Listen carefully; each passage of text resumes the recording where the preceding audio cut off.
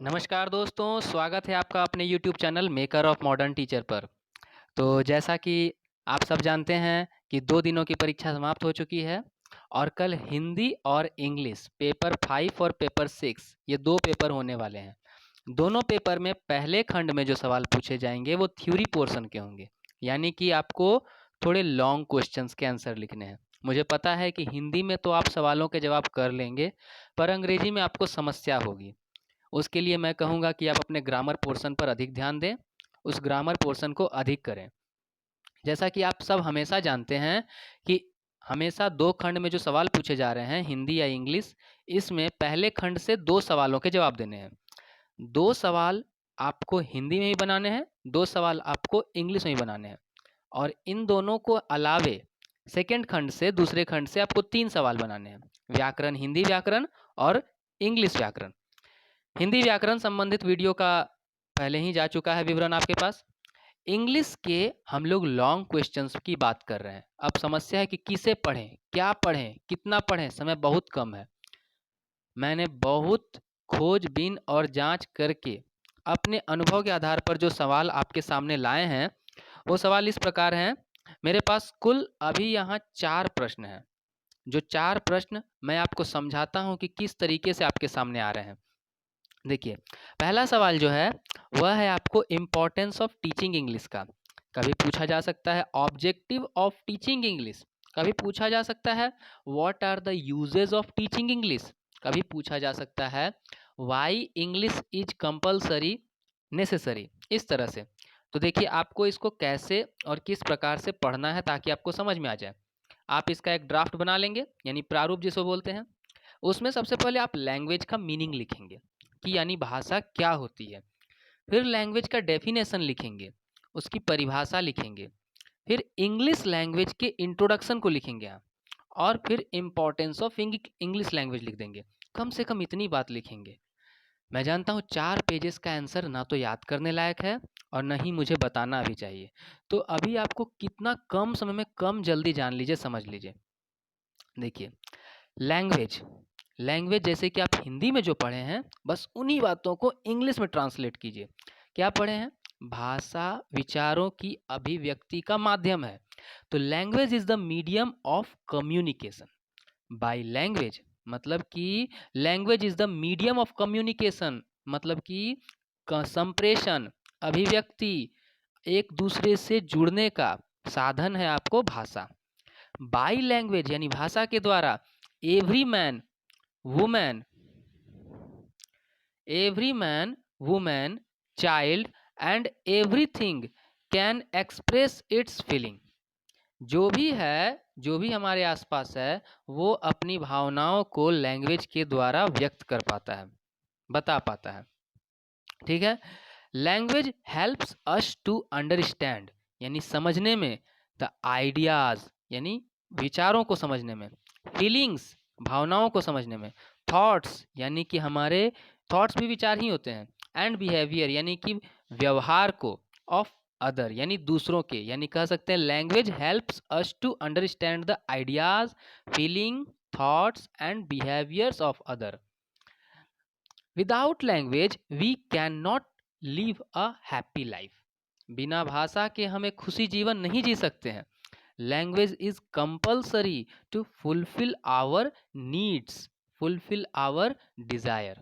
भाषा जो है हमारी जरूरतों को पूरा करने का साधन है, जरूरतों को पूरा करने के लिए आवश्यक है। तो ये भाषा का परिचय दे दिए। डेफिनेशन यानी परिभाषा देंगे। तो according to many scholars there are so many definition to languages. Some important definitions are, बहुत सारे विद्वानों के द्वारा बहुत सारी परिभाषाएं दी गई हैं। तो some important definitions are according to Patanjali. Patanjali के अनुसार एक परिभाषा है कि the expression of feelings by word is called language. यानी कि भावों की जो अभिव्यक्ति है, फीलिंग्स यानी भावनाओं, एक्सप्रेशन यानी अभिव्यक्ति, ये जो शब्दों के द्वारा होती है, ध्वनियों के द्वारा जो होती है, इसी को हम भाषा कहते हैं। सेम लैंग्वेज का definition according to Gadgil, Gadgil के अनुसार है कि for express our ideas we use sounds. अपने भावनाओं को व्यक्त करने के लिए हम ध्वनियों का प्रयोग करते हैं, दैट इज कॉल्ड लैंग्वेज। ये दोनों डेफिनेशन पढ़ लिए। इंग्लिश लैंग्वेज, इसका इंट्रोडक्शन देखते हैं। इंट्रोडक्शन में मैंने बहुत सारी बातें लिखी हैं, आपको समझना है खाली। English is an international language, it mainly comes from England, in India it is the second language, foreign language कह सकते हैं। It came in the India with Britishers, Bharat में अंग्रेजों के साथ आया। Nowadays English has become the main official language over the world, पूरी दुनिया में लगभग लगभग कई देशों का ये बन चुका है कार्यकारी भाषा। It has become the global language, यह आज के समय में पूरे ग्लोब में, कहिए तो पूरी धरती पर प्रयोग किया जा रहा है।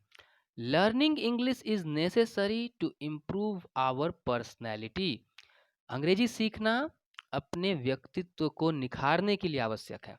It helps to express our thoughts on the international stage, अंतर्राष्ट्रीय स्तर पर कहा जाए तो हमारे व्यवहार को, हमारे विचारों को व्यक्त करने का एक बहुत बड़ा साधन है। आइदर एनी गेम और field it is using very rapidly, बहुत तेजी से यह हर क्षेत्र में प्रयोग किया जा रहा है। It makes enable to connect us with other countries, any other part of the world, ये हमें किसके योग्य बनाता है, ताकि हम सबसे जुड़ सकें। Science, math, technology, medical sector, sports, film, every sector is affecting by the English language, सब के सब अंग्रेजी से प्रभावित हो रहे हैं। अब कैरेक्टरिस्टिक्स जान लेते हैं थोड़ा सा, अंग्रेजी भाषा की क्या विशेषता है, इसी को इम्पोर्टेंस भी कह सकते हैं, इसी को ऑब्जेक्टिव भी कह सकते हैं। It is easy to learn, सीखना आसान है। It is an art and science both, कला भी है विज्ञान भी है। It is an ideal language, यह एक आदर्श भाषा है। It is a global language, यह एक अंतर्राष्ट्रीय स्तर की भाषा है। It is official language of many countries, कई देशों की ऑफिशियल लैंग्वेज है। It connects every part of the earth, धरती के सब हिस्सों को जोड़ रहा है। It is a decent language, यह एक कहें तो सज्जन भाषा है, माने बहुत ही शालीन भाषा है। बोल कर देख लीजिए, आपको कितने सारे ऐसे शब्द हैं जिसको कि अंग्रेजी में बोलना इतना आसान लगता है, अच्छा लगता है, जितना हिंदी में नहीं। It has become an important part of our life, हमारे जीवन का एक बहुत महत्वपूर्ण अंग बन चुका है। It is useful for education purpose, शिक्षा के लिए जरूरी है। It is the language of business, यह एक तरह से व्यापार की भाषा है। तो इतना सब आप जाने अंग्रेजी भाषा के महत्व के बारे में। अब इसमें से आप बना करके कुछ भी लिखेंगे तो चलेगा, एक परिभाषा, दो परिभाषा, इसमें एक भी याद रख लीजिए, हमको नहीं लगता कि बहुत ज़्यादा भारी लगेगा। कम से कम आप इसको एक बार लिखने का प्रयास करिएगा। दूसरा सबसे most important question, different kinds of teaching ads, या फिर पूछ सकता है ऑडियो विजुअल एड्स। इन दो एड्स में से हो सकता है ऑडियो विजुअल एड्स करके ले, या फिर different kinds of teaching ads, कुछ भी दे। इसका भी एक ड्राफ्ट बनाएंगे। पहले लिखेंगे मीनिंग ऑफ टीचिंग एड्स, यानी टीचिंग एड्स का अर्थ, कैरेक्टरिस्टिक्स ऑफ टीचिंग एड्स, उसकी विशेषता, ऑब्जेक्टिव ऑफ टीचिंग एड्स, उसके माने महत्व कह सकते हैं, उसका उपयोग बोल सकते हैं, और टाइप्स ऑफ टीचिंग एड्स। तो बहुत छोटे छोटे बातों में मैंने इसको लिखा है यहाँ पर। मीनिंग ऑफ टीचिंग एड्स में क्या लिखते हैं, एक लाइन मैंने बताया, आप इससे कई लाइन बता सकते हैं कि anything used by a teacher, मतलब कि कोई भी चीज जिसका कि एक शिक्षक या शिक्षिका प्रयोग करते हैं, to make its teaching style attractive, अपने टीचिंग स्टाइल को अट्रैक्टिव बनाने के लिए, इफेक्टिव बनाने के लिए, to make learning easy, learning को इजी बनाने के लिए। कैरेक्टरिस्टिक्स में हम छोटा छोटा पॉइंट दे दिए हैं। Helps to understand and comprehension, मतलब कि ये बच्चों को किस में हेल्प करता है, समझने में हेल्प करता है, अपना समझ बढ़ाने में हेल्प करता है। डेवलप इंटरेस्ट, उनमें इंटरेस्ट बढ़ाता है, किस चीज़ के लिए, टू लर्न, लर्न करने के लिए। मेक क्यूरियस, यानी जिज्ञासु बनाता है, किसके लिए, जिज्ञासु इसलिए बनाता है कि वो पढ़ें। मेक्स अटैक, मेक्स एक्टिव, ये तुमको क्या बनाता है कि कक्षा को एक्टिव बनाता है, सब कोई अपने काम में जुड़े रहते हैं। अटेंटिव, अपने काम में लगे रहते हैं। ड्रॉ अटेंशन, हर बच्चों का ये ध्यान आकर्षित करता है कक्षा की ओर। इनहैंस टू लर्न, यानी कि सीखने को प्रेरित करता है, सीखने के योग्य बनाता है। मेक लर्निंग इफेक्टिव, इजी, दोनों बनाता है ये। लर्निंग को इफेक्टिव भी कर देता है, इजी भी कर देता है। एंड हेल्पफुल फॉर टीचर्स, यानी कि शिक्षकों के लिए बहुत ही सहायक होता है। या it make easy teaching in crowdy class, in लिखना है यहाँ पर। It make easy teaching in crowdy class, भीड़ भाड़ की कक्षा में भी शिक्षण को आसान बना देता है। क्लियर कॉन्सेप्ट, अवधारणा को समझने में एक मस्तिष्क को रास्ता प्रदान करता है। डेवलप परसेप्शन, परसेप्शन मतलब कहते हैं संभावना, जो हम सोच रहे हैं उसका विकास करता है। अब हम ऑब्जेक्टिव की बात कर लें। Makes learning process interesting, effective and easy, यानी कि लर्निंग प्रोसेस जो है उसको इंटरेस्टिंग बनाता है, इफेक्टिव बनाता है एंड इजी बनाता है। टीचिंग प्रोसेस, टीचिंग प्रोसेस को भी इजी लर्निंग टीचिंग प्रोसेस, यानी कि शिक्षण अधिगम का जो प्रक्रिया है उसको इजी कर देता है। More useful for beginners learner, जो शुरुआती क्रम में सीखना शुरू कर रहे हैं, यानी प्री प्राइमरी स्टेज या प्राइमरी स्टेज के जो विद्यार्थी हैं उनके लिए ये इजी कर देता है, बहुत उपयोगी है। सेव टाइम एनर्जी, टाइम भी बचाता है और एनर्जी भी बचाता है, किसका? Of teachers. इंटरप्रेट डाटा, जो बात बोल रहा हूँ समझ में नहीं आ रहा है तो ना समझने वाली बात को तोड़ता है यह कौन? Audio visual aids. Hard word terms, ये जो प्रयोग किए जा रहे हैं उनको तोड़ने का काम करता है, समझाने का काम करता है। एक्सप्लेन इन इजी वे, और सरल शब्दों में समझाने में मदद करता है। थोड़ा डेफिनेशन जान लेते हैं। तो अकॉर्डिंग टू रायबर्न, रायबर्न नाम के एक स्कॉलर ने कहा है, दिस एड्स, ये सारे जो शिक्षण सामग्री हैं, make easy to teaching for teachers and learning for students, ये आसान बना देते हैं शिक्षकों के लिए शिक्षण को और विद्यार्थियों के लिए अधिगम को। टाइप्स ऑफ टीचिंग एड्स कितने तरह के हैं? ऑडियो हैं, विजुअल हैं, ऑडियो विजुअल हैं, तीनों को आप समझ लीजिए। ऑडियो में कौन कौन है? It facilitate students to learn by hearing, ये आसान बनाता है विद्यार्थियों को सुनकर समझने में। ठीक है, अब इसके एग्जाम्पल में सबका चित्र बनाइएगा। देखिए जितना नाम लिखे ना है, रेडियो है, टेप रिकॉर्डर है, लिंगुआ फोन है, ग्रामोफोन है, एफएम है, सबका चित्र बनाइए। दो दो लाइन हम लिखे हैं सबके बारे में, आप ध्यान से समझिए कि learner gets acquainted with the correct pronunciation drill, मतलब कि करेक्ट प्रोनाउंसिएशन, सही और शुद्ध उच्चारण के साथ जो है ना विद्यार्थी ग्रहण कर पाते हैं। क्या ग्रहण कर पाते हैं? नॉलेज ग्रहण कर पाते हैं। Tape recorder, it also help child by listening, सुन करके समझने में सहायता करता है। It may repeat the words और सेंटेंसेस ऑल्सो, इसकी सहायता से हम वर्ड और सेंटेंस को रिपीट करके भी समझ सकते हैं। लिंगुआ फोन में नाम लेंगे तो it help to learn every word, letters और pronunciation in the language laboratory. कॉलेजों में स्कूलों में होता है आईसीटी लैब, यानी कि इंफॉर्मेशन कम्युनिकेशन टेक्नोलॉजी, यहाँ पर लिंगुआ फ़ोन का यूज होता है, जिसके अंतर्गत ग्रामोफोन और भी बहुत सारी चीज़ यूज किए जाते हैं, माथा में हेडफोन लगा करके और बच्चों को सुनाया जाता है एक एक वर्ड, ताकि वे क्या करते हैं, समझ जाते हैं, शब्द के हर एक उच्चारण को समझते हैं, प्रोनाउंसिएशन को समझते हैं। It is also a part of lingua phone. देखिए ग्रामोफोन भी जो पुराने ज़माने में होता था ना, एक तो चोंगा जैसा लगा रहता था, गोल गोल बड़ा सा सीडी लगाते थे, तो उस तरह का चीज़ आपको यूज किया जाता है इसमें। तो यहाँ ये देख लिए। अब विजुअल एड्स की बात करते हैं।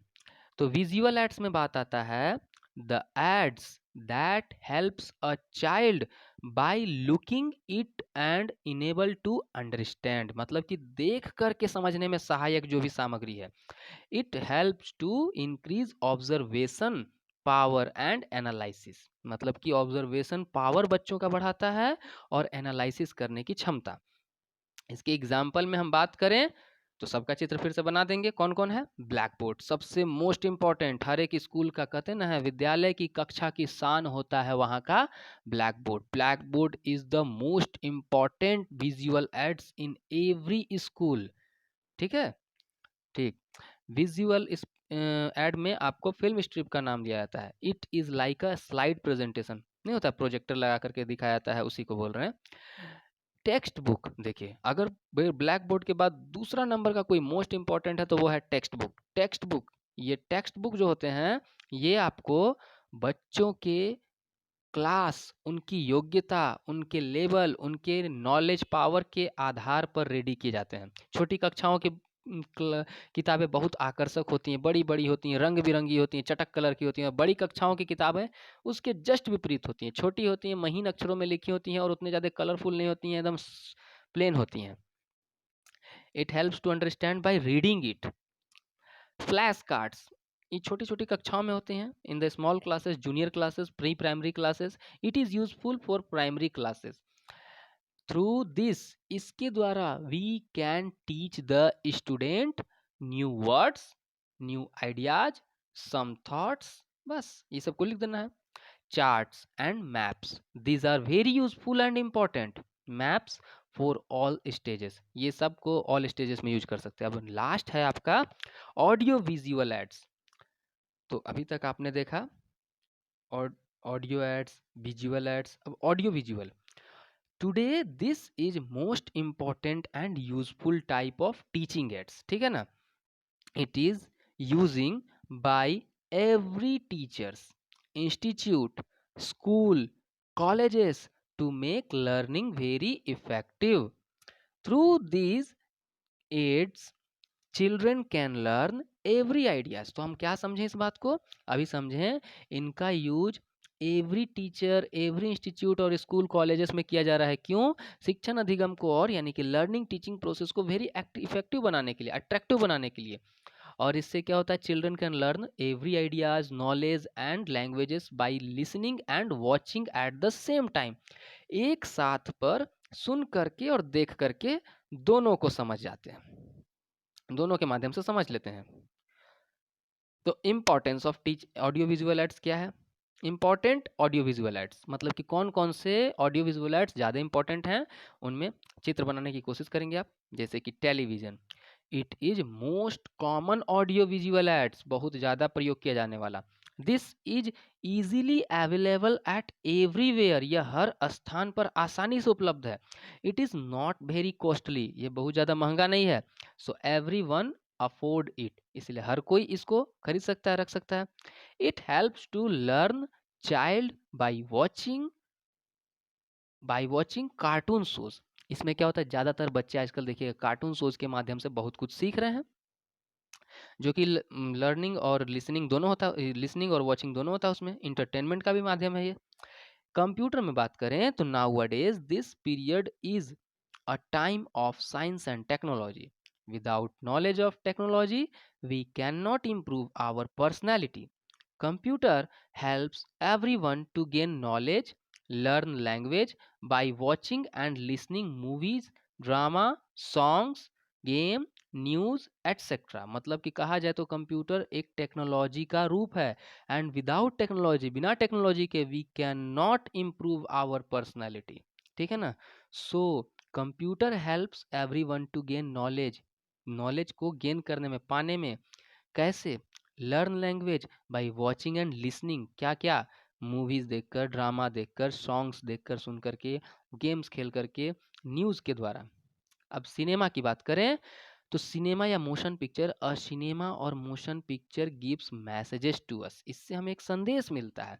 It helps a child to learn very या many educative lesson in interesting ways, बहुत मज़ेदार तरीके से सीख सकते हैं। Every cinema has some messages. Through cinema we learn many new words, sentences and many new languages, ठीक है। अब ड्रामा की बात करें तो एवरी वन लव्स ड्रामा, हर किसी को ड्रामा पसंद है। It gives us useful information and knowledges, ठीक है ना। इसमें होता कि आप ज़्यादा डिटेल करना है आपको तो ज़्यादा डिटेल भी कर सकते हैं, हम आपको छोटी छोटी बातें बताएं जिससे आप बना सकते हैं बड़े बड़े पॉइंट। ट्रांसलेशन कम ग्रामर में, देखिए अभी तक जो बताया ना, इस पर कहा जा रहा है 90% चांसेज है ये दोनों क्वेश्चन आ सकते हैं, 90% चांसेज है। एक क्वेश्चन तो कन्फर्म इन दोनों में से रहेगा। अब आपको क्या समझना है कि आगे के जो दो दो क्वेश्चन हैं, इन दोनों क्वेश्चन में से भी किसी एक क्वेश्चन के आने की संभावना है। एक है ट्रांसलेशन कम ग्रामर मेथड और एक है डायरेक्ट मेथड। और यदि ऐसा नहीं होता है तो हो सकता है आपसे पूछ देगा according to you which is the best method of teaching English, कि आपके अनुसार शिक्षण का अंग्रेजी का सबसे अच्छा साधन कौन है, विधि कौन है। तो आपको इन दोनों में से जो याद होता है उसके बारे में आप लिख सकते हैं। और यदि मान लीजिए इन दोनों को आप पढ़ते हैं और दोनों में से किसी एक के बारे में पूछा तो आप उसको लिख सकते हैं। बट लेकिन देखिए, एक का तो जरूरी है, तय लग रहा है। तो देखते हैं, हम आगे समझते हैं। पहले अगर पूछ दिया इंग्लिश कम ट्रांसलेशन कम ग्रामर मेथड के बारे में लैंग्वेज का इंट्रोडक्शन, जो कि पहले दिया हुआ था उसी तरीके से दे देंगे, 2-4 लाइन भी कम से कम। फिर उसके बाद इंग्लिश का इंट्रोडक्शन और इम्पोर्टेंस वहीं से उठा लेंगे जो पीछे वाले आंसर में दिए थे, सेम, उसके अलावे कुछ नया नहीं पढ़ना है। तो लैंग्वेज और इंग्लिश देखिए कैसे लिखे हैं, द वे और medium to express our feeling and communicate with each other. एक दूसरे के साथ कम्युनिकेट करने में, अपने फीलिंग्स को एक्सप्रेस करने में जो वे या जो मीडियम का यूज करते हैं उसको हम लैंग्वेज कहते हैं। Hindi, English, French etcetera. English की बात करें तो it is the most important international language of the world, दुनिया की सबसे महत्वपूर्ण अंतर्राष्ट्रीय भाषा। It is the second official language in India and in many other countries. It helps us to communicate with other part of the world. दुनिया के दूसरे देशों के साथ हमें जोड़ने में काम करता है। तो अब इसका हम समझ लेते हैं। देखिए, सारी बातों को मैंने बुक से ही लिया है, लेकिन मैंने आपके समझ के लिए तोड़ तोड़ करके अलग अलग वाक्यों में लिखा है। पहला number, it is the oldest method of teaching English. दूसरा number, it is the classical और ट्रेडिशनल मेथड। तीसरा number, it has no psychological base. चौथा number, it has only philosophical base.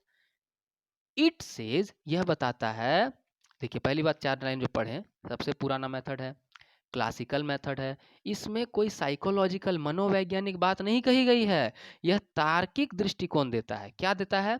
It says that कि every foreign language can be easily learn through translation, हर विदेशी भाषा को हम translation के द्वारा सीख सकते हैं आसानी से। दूसरा number, it says that grammar is the soul of language, मतलब कि ग्रामर जो है भाषा की आत्मा होती है। In this method text books are important, किताबों का बहुत इंपॉर्टेंट रोल है। बिकॉज, क्यों? पहला नंबर, ऑल रीडिंग मटेरियल होते हैं उसमें। दूसरा number, vocabulary, rules of grammar होते हैं। और तीसरा नंबर की न्यू वर्ड्स होते हैं। इन बातों को आप मेंशन करना आसानी समझ सकते हैं। इन दिस मेथड, देखिए ध्यान से, इन this method unit of teaching is word, एक एक शब्द करके समझाया जाता है, जैसे कि मैं अभी आपके सामने कर रहा हूँ, ये ग्रामर कम ट्रांसलेशन मेथड में हो रहा है। Unit of teaching is word, unit मतलब इकाई, एक एक ठो, टीचिंग यानी सिखाने का एक इकाई वर्ड है। Learning is done by mother tongue, यानी कि मदर टंग्स के हेल्प, यानी कि मातृभाषा की मदद से ही सिखाया जाता है। ग्रामर रूल्स एक्सप्लेन, यहाँ पर आपको ग्रामर व्याकरण के नियमों को भी विस्तृत रूप में बताया था। Thompson and Wyatt says, Thompson और वेट का कहना है कि that this method has two sound principle, यहाँ दो सिद्धांत कार्य करते हैं। पहला, लर्न थ्रू फॉरेन फ्रेजियोलॉजी, यहाँ फॉरेन फ्रेजियोलॉजी की मदद से सीखा जाता है। दूसरा number, learning becomes easy when foreign language compare with the mother tongue, जो सीखना है वो आसान बन जाता है जब फॉरेन लैंग्वेज को हम कंपेयर करते हैं मदर टंग के साथ। इसका मेरिट्स की बात कर ले तो इट सेव्स टाइम। दूसरा number, its develops word power, it makes clear understanding, it works on known to unknown theory, यानी कि ज्ञात से अज्ञात की ओर जाने का काम करता है। पांचवा number, it is based on inductive method, ये आगमन विधि पर कार्य करता है। It develops the art of translation, हमें बच्चों में अनुवाद करने की कला को बढ़ाता है। This method can be used in every situation, हर हालत में इसका प्रयोग कर सकते हैं। और डीमेरिट की बात करें, क्योंकि हम जानते हैं ना हर सिक्के के दो पहलू होते हैं, मेरिट है तो डीमेरिट भी लिखना है। It does not fulfil the skill speaking, reading and writing, इसमें लिसनिंग तो चलता है पर स्पीकिंग, रीडिंग और राइटिंग का जोड़ नहीं रहता है। दूसरा, it does not teach correct pronunciation, इसमें प्रोनाउंसिएशन बच्चा नहीं सीख पाता, जब बोलेगा नहीं तो कहाँ सीखेगा। और it stops students from thinking freely, इसमें बच्चा आसानी से नहीं सोच पाता है क्योंकि उसके तर्क क्षमता पर ध्यान नहीं दिया गया, हम ट्रांसलेशन करना बस सिखाए हैं। This method neglect all types of reading, यह हर तरह के रीडिंग का जो विधि है उसको नेग्लेक्ट करके चलता है। This method becomes dull and uninteresting after some time, कुछ समय के बाद डल हो जाता है, बोरिंग हो जाता है और अनइंटरेस्टिंग हो जाता है। अब हम बात करें कंक्लूजन की, कि इस आधार पे क्या निष्कर्ष निकलता है। तो besides various demerits this method is using in होगा in various institutes and classes of our country, हमारे देश के कई सारे संस्थाओं में कक्षाओं में इसी मेथड का यूज किया जा रहा है, चाहे कितनी भी बुराइयां हैं इसमें। So it is very poor condition of English language in our country, हमारे देश में अंग्रेजी का इतना खराब होने का हालत यही कारण है। 3 क्वेश्चन समझ लिए। चौथा इंपॉर्टेंट क्वेश्चन पर ध्यान दीजिएगा, बस इन 4 क्वेश्चन पर आप ध्यान दीजिए, मैं कहूँगा अभी आप इधर उधर ध्यान मत दीजिए, 4 क्वेश्चन मात्र पढ़िए, कहीं से भी पढ़ रहे हैं तो बस यही 4 क्वेश्चन पढ़िए, 4 क्वेश्चन को पढ़िए, बाकी ग्रामर पोर्शन को देखिए, क्योंकि 4 में 2 की संभावना 90% है, ध्यान लीजिए 90% संभावना बनी हुई है। डायरेक्ट मेथड की बात करें तो it is the natural method to learn English, पहला नंबर। दूसरा number, it is started from France in 1901, दूसरा number. Its main rules and principles came in India from Germany, 3 line, ये सब इंट्रोडक्शन में दे रहे हैं। It is also a new method and it is the reaction of grammar cum translation method, तो मतलब कि यह अंग्रेजी को अंग्रेजी में सीखने को कहता है, ठीक है ना। तो इस बात को आप चाहें तो समझ ले के लिख दीजिए कुछ बात और। एग्जाम्पल देते हैं, किताब से उठाए हैं कि if a mother gives a cup of milk to child, एक कप दूध अपने बच्चों को देती है, एंड टेल दैट इस प्याले में दूध पियो, बोलती है, she is not telling the meaning of pyala, प्याला का मीनिंग नहीं बताती है, and child himself understand that the meaning of cup is pyala, वो खुद से ही अंदाज लगा लेता है कि कप का मतलब है प्याला, दैट कंटेन्स मिल्क, जिसमें कि दूध रखा है। It helps children to learn English without grammar knowledge, बिना ग्रामर की जानकारी के आप इंग्लिश सीख सकते हैं। Without the knowledge of translation, child can learn English in this method. बिना व्याकरण, बिना ट्रांसलेशन के मेथड के आप इसमें सीख सकते हैं। इन एच चैंपियन वर्ड्स, देखिए एच चैंपियन का क्या कहना है कि to teach directly is to establish a direct और इमीडिएट एसोसिएशन, डायरेक्टली सीखना एक संबंध बनाना है, किसमें, बिटवीन एक्सपीरियंस एंड एक्सप्रेशन, अनुभव और अभिव्यक्ति, इसके बीच का जो संबंध है ना उसी को हम डायरेक्ट कहते हैं। मेरिट्स देख लेते थोड़ा सा। मेरिट्स है to make students to think in English, यानी कि बच्चों को अंग्रेजी में सोचने की क्षमता देना। To develop the thinking sense in student, विद्यार्थियों में सोचने की शक्ति, सोचने की क्षमता का विकास करना। दिस मेथड इज इंटरेस्टिंग, यह आकर्षक है। It is full of activity, इसमें एक्टिविटी करके सिखाया जाता है। इट मेक्स लर्निंग ईजी, इससे लर्निंग ईजी हो जाता है। And it helps to understand English, और इससे इंग्लिश को समझने में आसानी, सहायता मिलती है। अब डीमेरिट्स भी है लास्ट में कि it ignore the reading and writing skill, इसमें क्या होता है कि रीडिंग और राइटिंग स्किल पर ध्यान नहीं दिया जाता है। It is time taking method, इसमें क्या है, बहुत समय लगता है। It does not teach grammar rules, इसमें ग्रामर नहीं सिखाया जाता है। And it becomes some time very difficult because of new words, कभी कभी नए शब्द आ जाने के कारण यह मेथड भारी हो जाता है। तो ये इंग्लिश के मोस्ट इंपॉर्टेंट 4 क्वेश्चन मुझे लगे, इसके अलावा जिन क्वेश्चंस को आप रेडी कर रहे हैं उन्हें आप पढ़ लीजिए, लेकिन इन 4 क्वेश्चन को भी एक बार देख लीजिएगा। धन्यवाद।